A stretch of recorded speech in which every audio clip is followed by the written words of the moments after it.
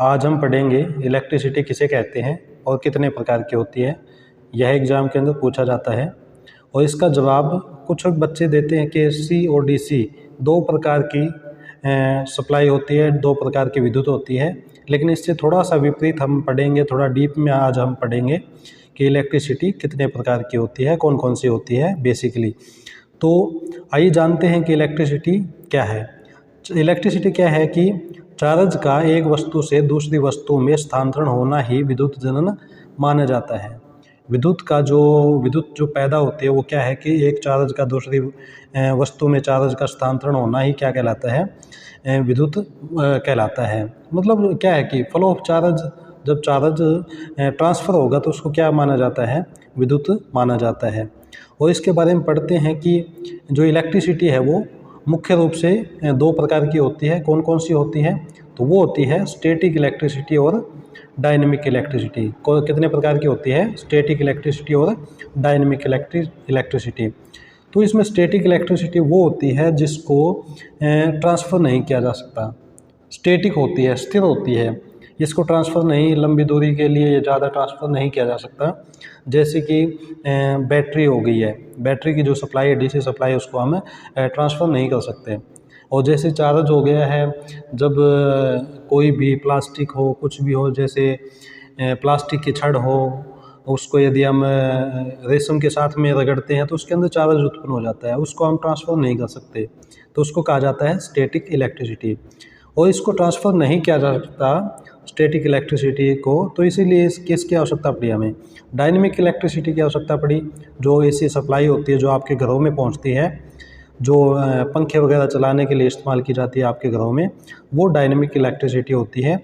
और static electricity के नाकामयाब होने की वजह से डायनेमिक इलेक्ट्रिसिटी का आविष्कार हुआ। और जानते हैं कि डायनेमिक इलेक्ट्रिसिटी जो है वो कितने प्रकार की होती है और उसके जो मुख्य जो कण हैं डायनेमिक इलेक्ट्रिसिटी के, वो देखते हैं। इलेक्ट्रॉन, प्रोटॉन तथा न्यूट्रॉन, ये तीन जो महत्वपूर्ण बिंदु है। यहाँ से एग्ज़ाम के अंदर क्वेश्चन पूछा जाता है कि इलेक्ट्रॉन की खोज कब हुई, प्रोटॉन की कब, और न्यूट्रॉन की खोज कब हुई। जैसे प्रोटॉन के बारे में ये भी पूछ लिया जाता है कि खोज किसने की, प्रोटॉन की खोज किसने की। लगभग सभी बच्चों का यही मानना होता है कि रदरफोर्ड ने की, लेकिन ऐसा नहीं है। तो इसके बारे में हम जानेंगे, तीनों के बारे में, इलेक्ट्रॉन, प्रोटॉन तथा न्यूट्रॉन। इससे संबंधित एग्जाम के अंदर क्वेश्चन पूछे जाते हैं। सबसे पहले जानते हैं इलेक्ट्रॉन के बारे में। यह एक सूक्ष्म कण होता है जिसकी खोज किसने की थी? जे थॉमसन ने। जो महान वैज्ञानिक रहे हैं जे थॉमसन ने, उन्होंने इलेक्ट्रॉन की खोज की थी। कब की थी? 1897 को। कब? 1897 को इलेक्ट्रॉन की खोज हुई थी। जे थॉमसन ने इलेक्ट्रॉन की खोज की थी। और ये जो इलेक्ट्रॉन है, यह परमाणु के कक्ष में, ऑर्बिट में स्थित होता है। परमाणु के ऑर्बिट में होता है इलेक्ट्रॉन। बाहरी जो ऑर्बिट होती है, कक्ष जो होता है, वहाँ पे इलेक्ट्रॉन होते हैं। और इसके ऊपर जो चार्ज होता है वह कौन सा चार्ज होता है? ऋण आवेश, नेगेटिव चार्ज होता है इलेक्ट्रॉन के ऊपर। और इसकी जो चार्ज कितना होता है, इसमें नेगेटिव चार्ज होता है, जैसे कि इसके अंदर लिखा हुआ है -1.602 मल्टीप्लाई बाय 10, और इसकी जो पावर जो है -19 जो रहेगी, ये कूलाम चार्ज होता है। जो चार्ज की जो इकाई है वो क्या होती है? कूलाम होती है। नेगेटिव चार्ज होता है, एक बार फिर बता देता हूँ, -1.602 गुणा 10⁻⁻19 कूलाम इलेक्ट्रॉन के ऊपर चार्ज होता है। और इसका द्रव्यमान कितना होता है? जब द्रव्यमान की बात आ जाए तो क्या होता है इसका द्रव्यमान? 9.11 गुणा 10⁻31 kg, किलोग्राम। ये क्या है कि माइनस जो शक्ति है, तो इसका मतलब क्या है कि ये बहुत हल्का है। इलेक्ट्रॉन का जो द्रव्यमान है बहुत ही कम होता है। और यह कण जो है, पहले भी बता चुका हूँ कि परमाणु के कक्ष में स्थित होता है इलेक्ट्रॉन। लेकिन जो केंद्र जो होता है, केंद्र के अंदर प्रोटॉन तथा न्यूट्रॉन दोनों के दोनों केंद्र के अंदर होते हैं। नाभिक के अंदर, परमाणु का जो नाभिक है उसके अंदर प्रोटॉन तथा इलेक्ट्रॉन दोनों विद्यमान होते हैं। प्रोटॉन की खोज किसने की थी और कब की थी? 1886 में। 1886 में प्रोटॉन की खोज हुई थी। खोज की थी गोल्डस्टीन ने, लेकिन इसका जो नाम दिया था प्रोटॉन का, जो प्रोटॉन नाम दिया था वो किसने दिया था? रदरफोर्ड ने। खोज की थी प्रोटॉन की गोल्डस्टीन ने, तथा नामकरण किसने किया था? रदरफोर्ड ने।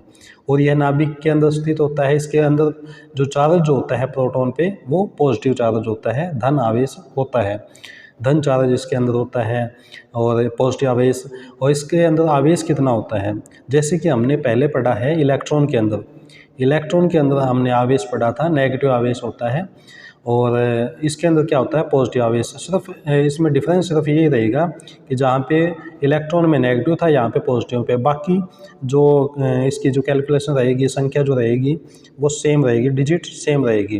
तो इसमें क्या है, प्लस 1.602 गुणा 10 की शक्ति -19 कूलाम प्रोटॉन के ऊपर चार्ज रहेगा। अगर हम बात करें प्रोटॉन के द्रव्यमान की, तो इसका द्रव्यमान रहेगा 1.674 गुणा 10 की शक्ति -27 kg किलोग्राम, ये इसका प्रोटॉन का द्रव्यमान रहेगा। लगभग जो संख्याएं पूछी जाती है पॉइंट के बाद में मैक्सिमम 3 ही संख्या पूछी जाती है, इससे ज़्यादा नहीं पूछी जाती। तो आपको सिर्फ ध्यान रखना होगा 1.674 ये जो रहेगी संख्या, और मल्टीप्लाई बाय 10 की शक्ति -27 ये रहेगी प्रोटॉन का द्रव्यमान। आगे है न्यूट्रॉन। न्यूट्रॉन बहुत ही महत्वपूर्ण है, इससे संबंधित एग्जाम के अंदर से मैक्सिमम जो क्वेश्चन पूछा जाता है कि न्यूट्रॉन की खोज किसने की। तो न्यूट्रॉन की खोज किसने की थी, प्रोफेसर चैडविक ने की 1932 में।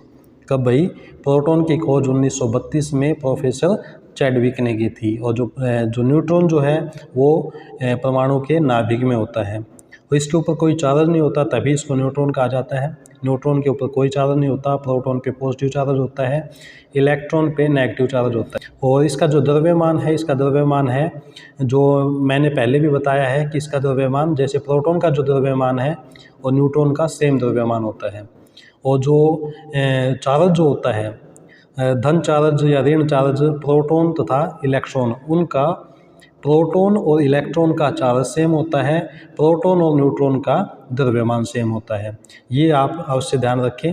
ये बहुत ही महत्वपूर्ण क्वेश्चन थे आपके सामने, और इससे संबंधित एग्जाम के अंदर पूछा जाता है। इसके अंदर सिर्फ आपको कम से कम ये तो आपको ध्यान रखना होगा कि इलेक्ट्रॉन, प्रोटॉन तथा न्यूट्रॉन की खोज किसने की थी, कब की थी, इनके ऊपर चार्ज कौन सा होता है, कितना चार्ज होता है, और इनका द्रव्यमान कितना होता है। ये आपको अवश्य ध्यान रखने की बात है। और ये जो विद्युत होती है वो कितने प्रकार की होती है, 2 प्रकार की होती है। स्टैटिक इलेक्ट्रिसिटी होती है और एक डायनेमिक इलेक्ट्रिसिटी होती है, 2 प्रकार की। उसके बाद में क्या है, डायनेमिक जो इलेक्ट्रिसिटी है वह जो होती है 2 प्रकार की, AC तथा DC। उसके बारे में हम बात करेंगे, जो अगले जो लेक्चर होगा उसके अंदर बात करेंगे हम। यह छोटा सा प्रयास आपको कैसा लगा कमेंट बॉक्स में अवश्य बताएं। और आपके लिए एक क्वेश्चन रहेगा कि कौन सी इलेक्ट्रिसिटी है जिसको ट्रांसफ़र नहीं किया जा सकता। अभी के लिए इतना, आगे फिर मिलेंगे अगले वीडियो में, तब तक के लिए नमस्कार।